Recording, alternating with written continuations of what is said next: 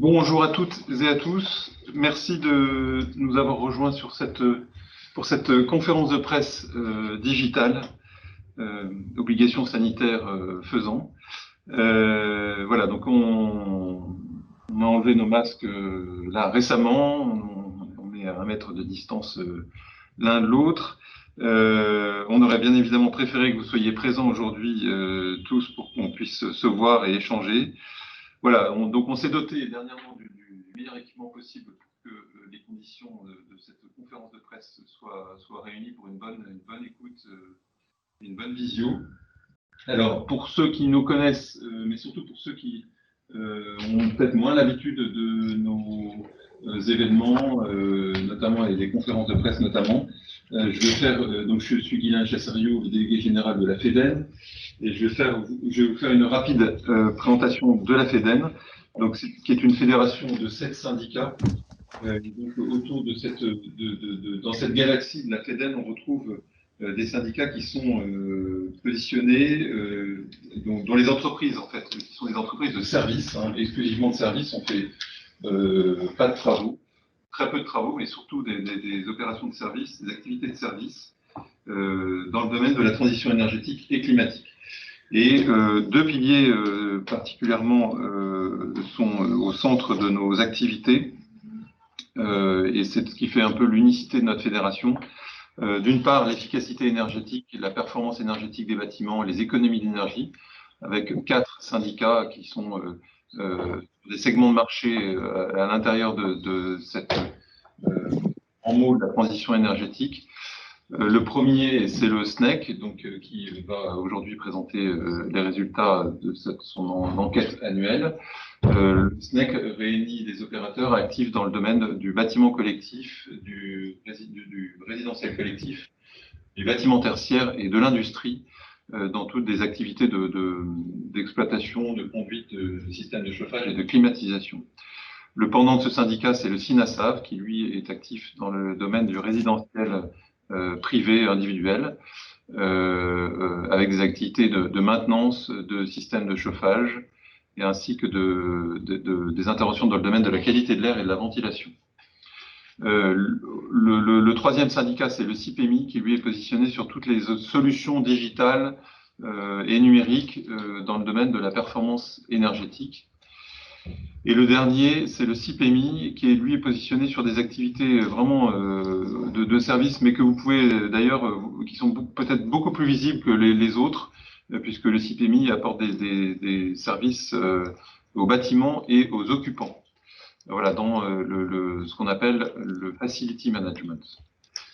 Voilà, un des syndicats qui nous a rejoints en 2019 est positionné également sur ces activités. Il s'agit du SN2E.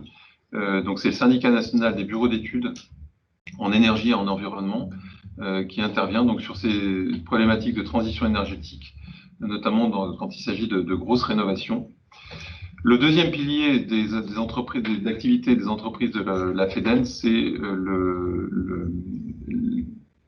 les énergies thermiques renouvelables, tout ce qui est chaleur et froid renouvelable et de récupération. Voilà, et on a là également deux à trois syndicats qui sont actifs dans ces domaines.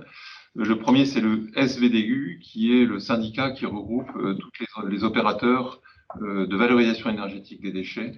Donc c'est ce qu'on appelle plus traditionnellement l'incinération, mais pas que, puisque on voit aujourd'hui d'autres solutions qui émergent autour de la valorisation énergétique des déchets, dans tout ce qui est pyrogasification, combustible solide de récupération ou valorisation des déchets de bois. Cette chaleur issue de la valorisation énergétique des déchets, elle est valorisée, c'est la première chaleur des renouvelables et de récupération comptabilisés dans les réseaux de chaleur et de froid qui sont représentés chez nous à travers le syndicat national du chauffage urbain qui réunit tous les opérateurs publics et privés dans le domaine des réseaux de chaleur ou des réseaux urbains. Un des syndicats qui est également actif, c'est le SN2E. Donc pour tout ce qui est partie ingénierie de projet. Voilà, donc les membres de la FEDEN développent des projets qui sont très axé sur les objectifs visés par tous les enjeux énergétiques, environnementaux, climatiques qui se renforcent chaque année et qui sont au cœur notamment de politiques publiques. Voilà, avec des caractéristiques communes autour de tous ces projets, que ce soit aussi bien d'efficacité énergétique que de chaleur et de froid renouvelable ou de récupération. Le premier, c'est d'économiser ou de valoriser ou de se substituer à des énergies fossiles qui sont très souvent importées. Le deuxième, c'est de valoriser des ressources énergétiques renouvelables et surtout locales. Donc, on est vraiment dans des projets qui concernent tous les territoires et on est au cœur de territoires. C'est ça. Le troisième, c'est que la troisième caractéristique, ce sont des projets qui sont porteurs d'investissements, d'emplois et qui sont créateurs de filières d'approvisionnement. Je pense par exemple à toute la filière bois-énergie qui a permis de structurer des emplois durables, alors qu'avant on était plutôt sur des activités saisonnières. Et puis le quatrième volet, et ça rejoint tous les enjeux liés à la relance qui nous mobilisent en ce moment, tous ces projets sont des leviers puissants de relance économique, de croissance verte, immédiatement mobilisables dans les territoires. Voilà, je voudrais terminer cette présentation rapide de la FEDEN pour vous donner quelques chiffres. 500 entreprises, plus de la moitié ont moins de 10 salariés, 60 000 emplois, 11 milliards de chiffre d'affaires. Sur l'emploi, je voudrais particulièrement attirer l'attention. On recrute chaque année, en fait, je devrais plutôt dire 70 000 emplois, puisque chaque année, on recrute 4 500 emplois, dont 1 500 à travers des contrats d'apprentissage ou de professionnalisation. Donc on a, et depuis la rentrée, depuis la fin de la crise sanitaire,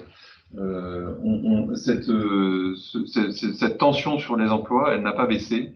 Et ça constitue un vrai enjeu pour nous que d'attirer des jeunes des jeunes diplômés, des jeunes qui vont choisir leur orientation, que de les attirer vers nos métiers.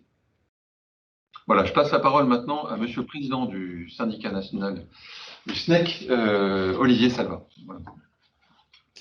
Oui, bonjour à tout le monde. Merci Guilain. Désolé, je ne peux pas être dans les locaux de la FEDEN pour cause d'isolement dû au Covid. J'espère que vous m'entendez bien. Peut-être préciser un peu ce que fait le SNEC. Guilain l'a dit, donc nous, le SNEC, on est un des syndicats de la FEDEN. Nous regroupons 60 entreprises. Il fait à peu près 26 000 emplois. Et en fait, notre métier, c'est de proposer, de mettre en œuvre des solutions sur toute la chaîne de valeur, depuis la conception des travaux jusqu'à leur réalisation, l'exploitation et la maintenance, à la fois multi-énergie et surtout, ce qui caractérise le métier de nos adhérents, c'est on garantit dans la durée le fonctionnement optimal des installations, les économies d'énergie et la réduction des émissions de CO2. Aujourd'hui, nous intervenons dans le secteur à la fois du tertiaire, du résidentiel et de l'industrie. Et par exemple, nous représentons l'ensemble de nos adhérents, 70% des installations de chauffage collectif qui sont maintenues et exploitées par nos adhérents. Peut-être le slide d'après. Hugo, s'il te plaît. Peut-être quelques éléments de contexte. Aujourd'hui, la France a des ambitions fortes en matière de trajectoire de diminution des consommations énergétiques et de diminution des émissions de carbone. Vous avez là la trajectoire à la fois de la PPE d'une part et du SNBC, et on voit que par rapport à cette trajectoire, nous sommes aujourd'hui en retard. Et donc il y a un décalage entre les ambitions et les résultats constatés. Et c'est pour ça d'ailleurs que le gouvernement a engagé tout récemment, ces derniers mois, un certain nombre d'actions pour accélérer les projets pour faire en sorte qu'on retrouve les résultats de cette trajectoire. Je citerai par exemple le décret tertiaire qui s'applique à tous les bâtiments et qui doit engager une démarche assez forte de baisse des consommations énergétiques avec un premier jalon en 2030. L'obligation de rénovation dans les passoires thermiques avant 2028, et puis le plan de relance, slide d'après, Hugo, dont un des piliers est la transition énergétique et écologique, avec ambitions très importantes et des montants de financement qui sont très importants. Vous les avez là. On parle de 2 milliards pour la rénovation énergétique des ménages, 4 milliards pour la rénovation énergétique des bâtiments publics, et puis plus d'1 milliard pour la décarbonation de l'industrie. Donc nous pensons et nous constatons que ce plan de relance est adapté et tombe au bon moment pour atteindre ces objectifs notamment de trajectoire carbone et de trajectoire de diminution des consommations énergétiques. Mais ce qui va être important, au-delà des sommes qui vont être investies, des milliards qui vont être investis, c'est d'atteindre les résultats attendus. C'est-à-dire qu'à la fin de toutes ces opérations de décarbonation de l'industrie et de rénovation, on constate la diminution réelle des consommations énergétiques et la diminution réelle des émissions de carbone. Nous avons fait un certain nombre de propositions au début de l'année pour contribuer à la réussite de ce plan de relance. Et nous continuons à travailler avec le gouvernement et ses ministères. Vous avez là les 5 principales propositions du SNEC qui ont été faites dans le cadre du plan de relance, qui ont un objectif principal, c'est comme je le disais juste à l'instant, c'est d'atteindre les résultats attendus. Donc nous, on se félicite vraiment du soutien de ce plan de relance sur la rénovation énergétique. Nous avons proposé sur le tertiaire de bureau d'engager une action massive de rénovation énergétique garantie par des contrats de performance énergétique, et on va vous en parler plus longuement parce que c'est l'objet de notre enquête, pour atteindre les résultats attendus. Lancer pareil un plan d'économie sur les collectivités locales, à la fois avec le CPE et puis avec le dispositif d'Intracting, c'est-à-dire qui est un soutien de financement porté par la Caisse des dépôts sécurisé, c'est-à-dire adossé à un contrat de performance énergétique. Nous pensons que c'est bien aussi de cibler les secteurs qui sont les plus touchés par la crise sanitaire, donc avec notamment un plan d'action, un plan d'aide spécifique pour le domaine de la santé, qui a été beaucoup sollicité dans le cadre de la crise du Covid, et évidemment des secteurs comme l'hôtellerie et la rénovation. On ne souhaite pas oublier la copropriété, notamment lancer des démarches de Rénocopro pour massifier les rénovations énergétiques dans les copropriétés.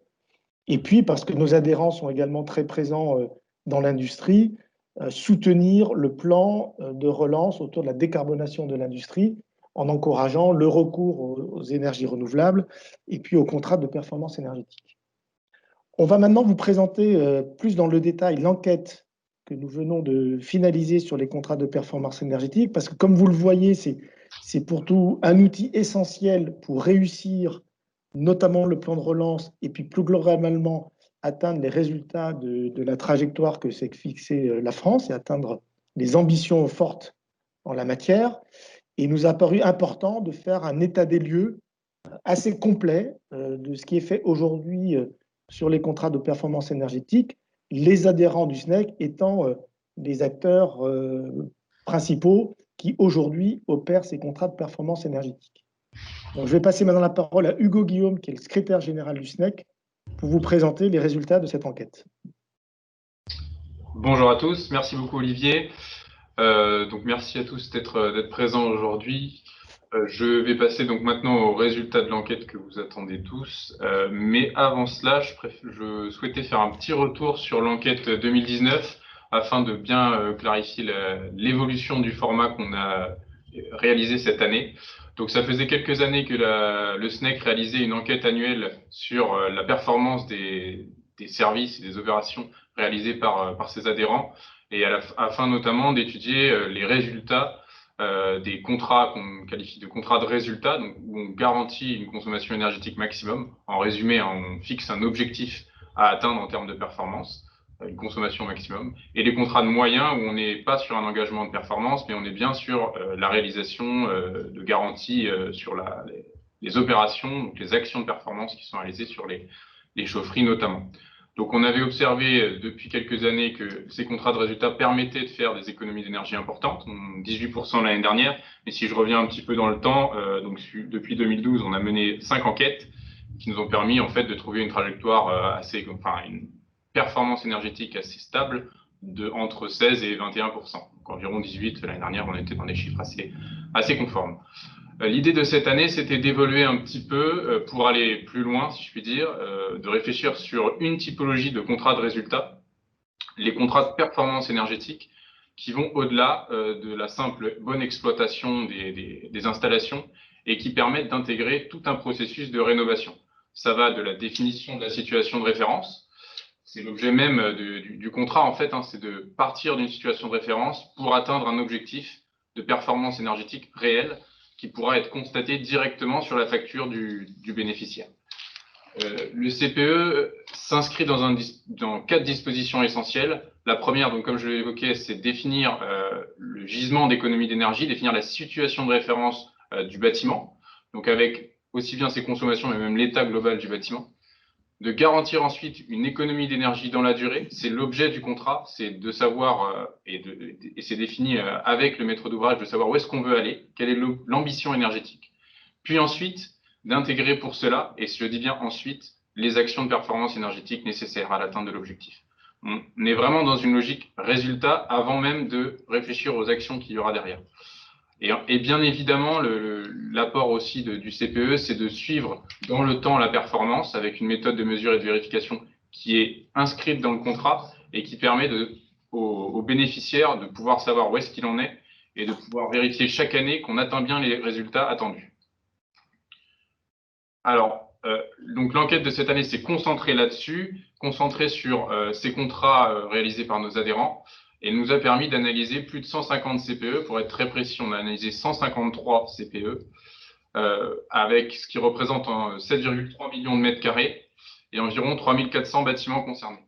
Donc, c'est une enquête qui a été réalisée pendant la période de crise sanitaire et même de confinement, donc ce qui explique aussi peut-être les chiffres moins, je dirais, un peu moins impressionnants qu'on aurait pu souhaiter. Néanmoins, on va quand même jusqu'à 150 CPE, ce qui permet d'avoir une bonne visibilité sur le parc et de constater une croissance significative du nombre de CPE depuis 10 ans, puisqu'on a, entre les engagements de 2011 et les engagements de 2019, une multiplication par 2 du nombre de CPE. Donc, on constate effectivement une croissance qui était également constatée récemment par l'Observatoire des CPE, qui voyait une croissance progressive, mais significative des CPE. Sur le panel, c'est pour ça que je vous disais à l'instant qu'on avait quand même un panel représentatif. On a la chance d'avoir un panel qui couvre plutôt bien l'étiquette énergétique, les étiquettes énergétiques, et qui reprend à peu près une répartition conforme à ce qu'on constate dans l'Observatoire des DPE de l'ADEME, qui, avec un petit peu plus d'étiquette C, ce qui s'explique par la présence de plusieurs bâtiments dans un même CPE, et d'étiquette G, qui s'explique par le fait qu'on est sur une période où on engage plutôt des rénovations importantes, d'où la présence massive d'étiquette G.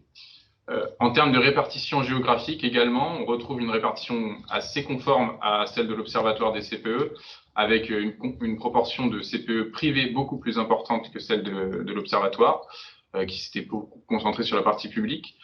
Et on constate également que certaines parties du territoire sont encore à exploiter. On a un vrai potentiel, par exemple, sur la façade atlantique à développer. En termes de contrat, donc on a essayé de regarder aussi quel secteur on adressait et pour répondre aussi à une question qui est assez récurrente, c'est quelle taille de projet un CPE ça permet d'adresser. Est-ce que c'est adapté, par exemple, à des projets sur un seul bâtiment? Donc, ces deux graphiques qu'on vous présente mettent un peu en avant ces éléments. On a un contrat qui est adapté à l'ensemble des bâtiments collectifs, donc on n'est pas sur le résidentiel individuel. Il y a des réflexions qui seront menées par la suite, mais ce n'est pas l'objet aujourd'hui.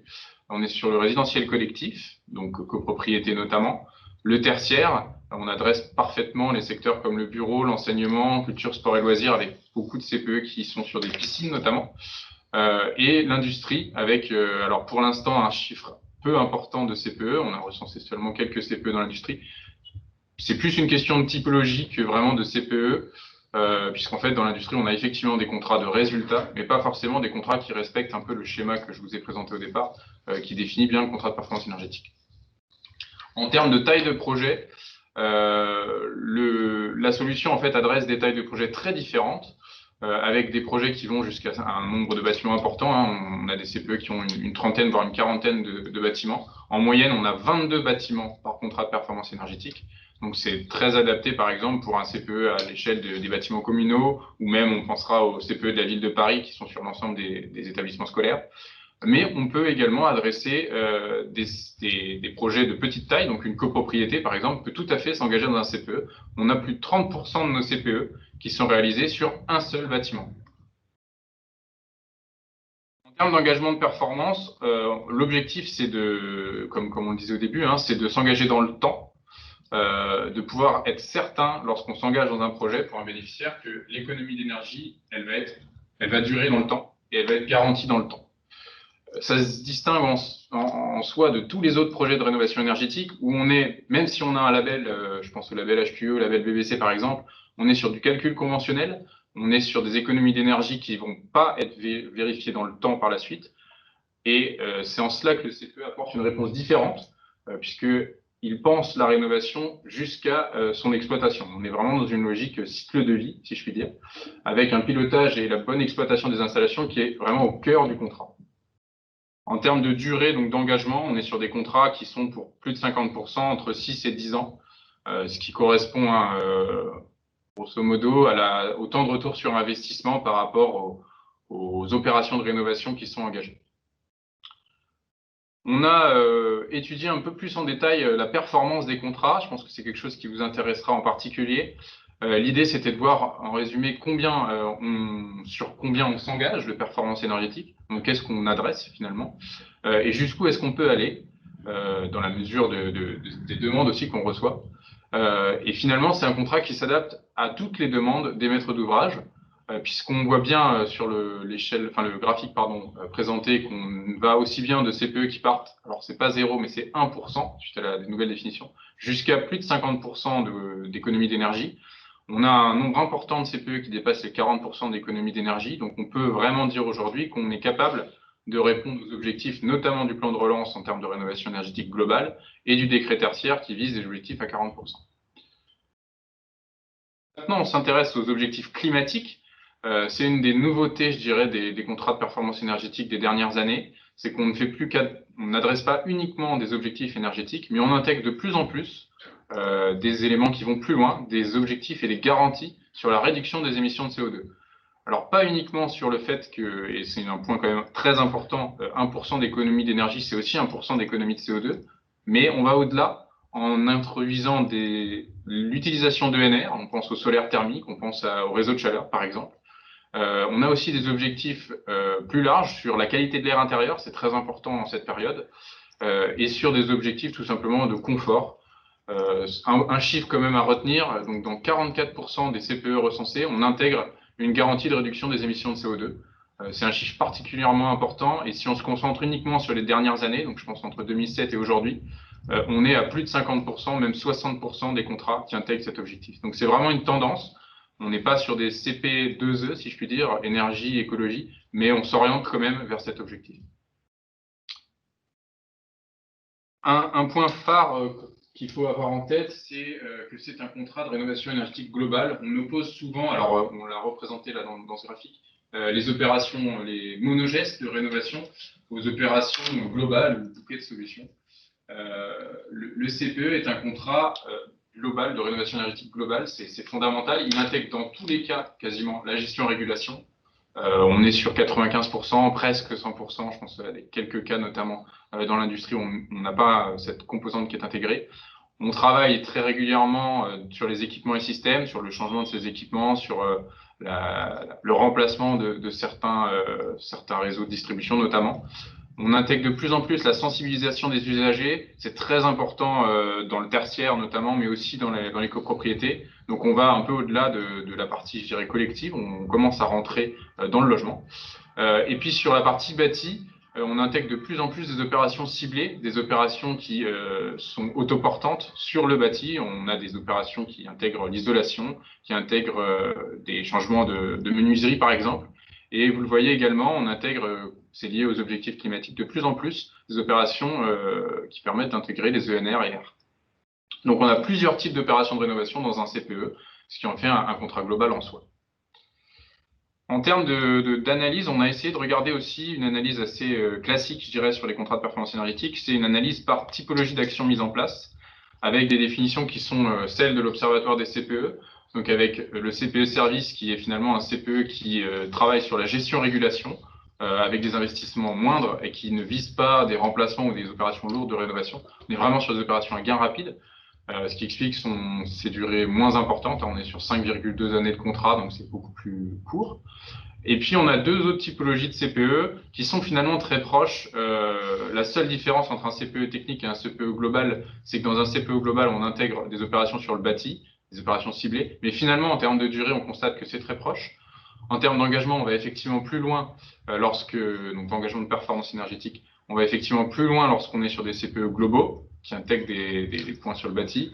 Dans 79% des CPE qui ont un objectif supérieur à 40% d'économie d'énergie, on est sur des CPE globaux. Mais finalement, aujourd'hui, notamment dans les dernières années, la majeure partie des contrats de performance énergétique sont des CPE globaux, puisque vu l'évolution des objectifs, on est obligé en fait maintenant d'intégrer plus que simplement des opérations sur le remplacement des équipements. Alors par contre, et c'est un point important à avoir en tête, on a un lien qui est assez complexe entre la durée du contrat et l'engagement de performance. Alors ce graphique est peut-être compliqué à lire. Ça met en lumière donc une analyse, donc les points bleus représentant les rénovations globales, donc qui intègrent le bâti, les rénovations techniques qui sont sur le changement des équipements et les rénovations, enfin les CPE services qui sont donc uniquement sur la gestion de la bonne exploitation. Ce qu'on met en avant, c'est que finalement, l'optimum, on est quand même sur des durées de 6 à 10 ans, qui correspondent à un temps de retour sur investissement acceptable, un temps de retour sur investissement qui permet l'autoportance du contrat. Et finalement, souvent, lorsqu'on dépasse cette durée, c'est qu'on est sur de la réhabilitation lourde, que ce soit pour un CPE global ou technique d'ailleurs, et que ça a pour conséquence d'allonger la durée du CPE sans augmenter la performance énergétique attendue. On le voit très clairement sur ce schéma, puisque entre 6 à 10 ans, on atteint jusqu'à 35%, 34% d'économie, alors que même si on allonge dans le temps, on est sur des 30%, 32%, donc on ne va pas plus loin. Ça, c'est un point fondamental dans l'analyse. L'objectif entre un contrat de 6 à 10 ans et un contrat de 11 à 15 ans n'est pas forcément le plus important. Et finalement, c'est les attentes du maître d'ouvrage qui sont différentes dans ces deux types de contrats. Donc, on est allé regarder après en détail à quoi correspondent les investissements. On a repris pour ça aussi un modèle de graphique qui était celui de l'Observatoire des CPE en juillet 2019, qui mettait en avant finalement un investissement qui serait proportionnel aux économies d'énergie garanties. Donc le schéma de l'Observatoire est sur la gauche. Sur la droite, vous avez notre schéma. Et on constate finalement qu'il y a le caractère exponentiel des investissements ne se retrouve pas ou pas aussi clairement dans notre graphique. Et tout simplement, ça s'explique par les objectifs qui sont différents pour les maîtres d'ouvrage. On remarque notamment pour les points bleus, c'est le point, je pense, le plus clair, qu'il y a une grande diversité des niveaux d'investissement pour les rénovations globales et qui sont vraiment fonction des objectifs du maître d'ouvrage, on y reviendra après, qu'ils soient énergétiques ou patrimonial. Quand on dit patrimonial, c'est qu'il y a des objectifs de confort, de décence, même de mise aux normes du bâtiment. Pour les CPE, rénovation technique et services, en fait, finalement, on les retrouve très souvent sur des niveaux d'investissement entre 0 et 200 euros, je dirais, avec des objectifs qui sont purement énergétiques. On n'est jamais dans de la rénovation lourde. On est sur des projets qui sont autoportants financièrement sur la durée du contrat, donc 6 à 10 ans en moyenne. Ça, c'est un point important. Donc, ce que je disais précédemment, en fait, on a essayé de catégoriser en analysant plus finement les opérations de rénovation, qui sont d'ailleurs pour certaines pas des opérations de rénovation énergétique, et d'analyser en détail qu'est-ce qu'on avait dans nos contrats. Et on remarque en fait qu'au-dessus de 300 euros d'investissement, on est très souvent sur ce qu'on appelle des réhabilitations lourdes. C'est d'ailleurs des termes qui sont repris dans le cadre du plan de relance. Et ces réhabilitations lourdes, elles intègrent, donc, comme je le disais tout à l'heure, des mises aux normes de sécurité, des mises aux normes pour respecter les critères de décence, pour pouvoir tout simplement louer le logement, et aussi des nouvelles normes sanitaires. Je pense à des éléments sur la qualité de l'air. On a souvent, donc, notamment dans les bâtiments tertiaires, les équipements de qualité de l'air, de ventilation qui sont complètement repris. Sur les équipements de piscine, on a de traitement d'eau et de traitement d'air qui sont intégrés. Donc on est vraiment sur des choses qui dépassent la rénovation énergétique et qui finalement ne permet pas de faire plus d'économies d'énergie. C'est assez clair hein, dans le schéma. Donc l'apport du CPE est très différent entre ces trois niveaux. On y reviendra en conclusion. Et je vais laisser justement la parole à Olivier Salva pour qu'il aborde plus en détail nos conclusions suite à ces résultats d'études, et puis les perspectives aussi du syndicat sur notamment le déploiement et la généralisation d'usage des CPE qui apparaît nécessaire dans le cadre de ce plan de relance. Merci Hugo. En conclusion, peut-être plusieurs points importants. Le premier, c'est que dans notre enquête, on a constaté que les CPE atteignent, dans tous les cas, les résultats qui ont été garantis contractuellement. Ça, c'est quelque chose d'important, parce que même si on n'atteint pas la garantie de résultat, je rappelle que dans le cadre d'un contrat de performance énergétique, les éventuelles surconsommations sont à la charge de l'opérateur et ne sont pas à la charge du bénéficiaire. Donc le bénéficiaire a toujours la garantie qu'il ne paiera comme facture énergétique que la facture énergétique correspondant à la consommation sur laquelle on s'est engagé. Ceci dit, c'était important de vérifier que dans la réalité, on avait bien la baisse des consommations sur laquelle on s'était engagé, et on s'aperçoit que dans 100% des CPE, c'est bien le cas. Il peut arriver que sur 1 ou 2 années, pendant la durée du contrat, l'objectif ne soit pas atteint, parce que notamment, par exemple, au démarrage du contrat, il peut y avoir un délai de mise en œuvre des actions de performance énergétique, mais en moyenne et sur la durée, l'engagement contractuel de baisse de consommation est respecté. Et même dans 71% des cas, on constate une baisse de consommation qui est supérieure à celle de l'engagement contractuel. Donc on voit que le contrat de performance énergétique délivre bien les résultats attendus en termes de baisse de consommation. Deuxième point important, c'est ce que vient de vous dire Hugo, c'est que notre enquête a montré dans l'analyse du panel des CPE que l'on a pu analyser, c'est qu'en fait, c'était adapté à chaque projet de rénovation et notamment adapté aux 3 types de projets de rénovation qui sont cités dans le plan de relance, avec des rénovations à ce qui a été appelé objectif de gain rapide, où là, il s'agit d'obtenir très rapidement des économies d'énergie. On voit que dans notre analyse, on est dans des ordres de grandeur de 10 à 30% d'économies qui sont réalisées dans ce type de rénovation, avec des investissements qui atteignent en général qui peuvent aller de l'ordre de 100 € le mètre carré d'investissement. Ensuite, il y a le deuxième type de rénovation qui sont explicités dans le plan de relance, qui sont les objectifs de rénovation énergétique, où là, il s'agit d'atteindre des objectifs réglementaires de baisse des consommations, par exemple le décret tertiaire. Donc là, on est plutôt dans des objectifs de l'ordre de 15 à 55% d'économie, avec des investissements qui sont supérieurs et qui peuvent atteindre 300 € le mètre carré. Mais on est toujours dans des projets où la rénovation a d'abord un objectif prioritaire énergétique, c'est-à-dire de baisse des consommations énergétiques, c'est-à-dire que c'est l'objet essentiel de la rénovation.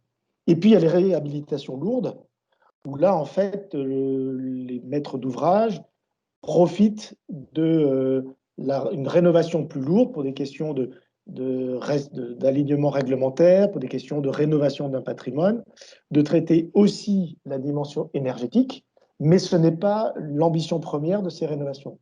Donc là, on est à des budgets d'investissement qui sont très nettement significatifs, avec, comme le disait Hugo tout à l'heure, des objectifs de baisse de consommation qui ne sont pas forcément supérieurs, notamment aux projets de rénovation énergétique.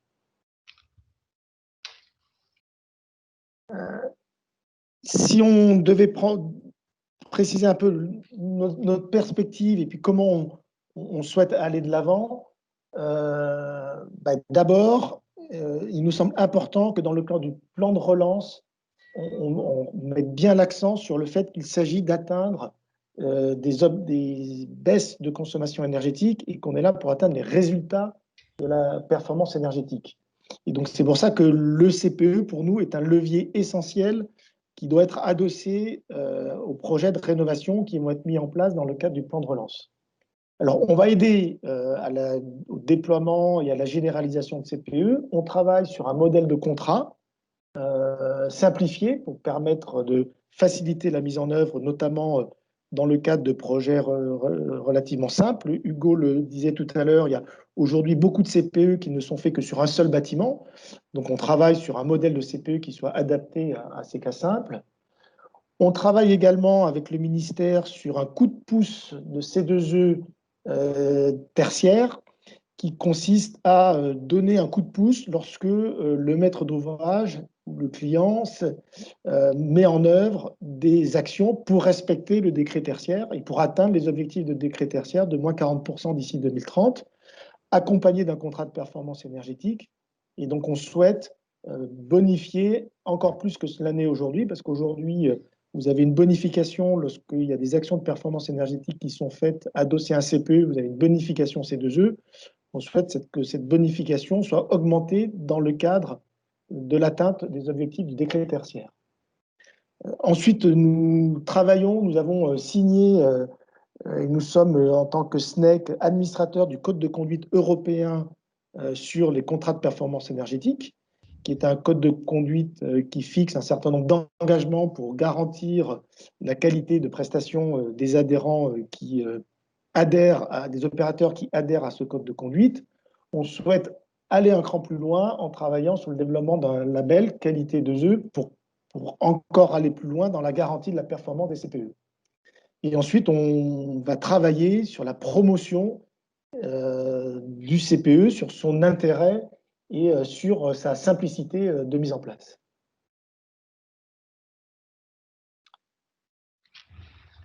Voilà pour conclure cette présentation. On va donner, maintenant vous donner la parole. Si vous avez des questions, ce qu'il faut peut-être retenir, c'est que cette enquête, c'est la première que l'on fait qui passe au crible plus de 150 CPE, qui donne une vraie vision de l'état des lieux des CPE, qui montre l'efficacité de cet outil contractuel, qui tombe au bon moment avec le plan de relance.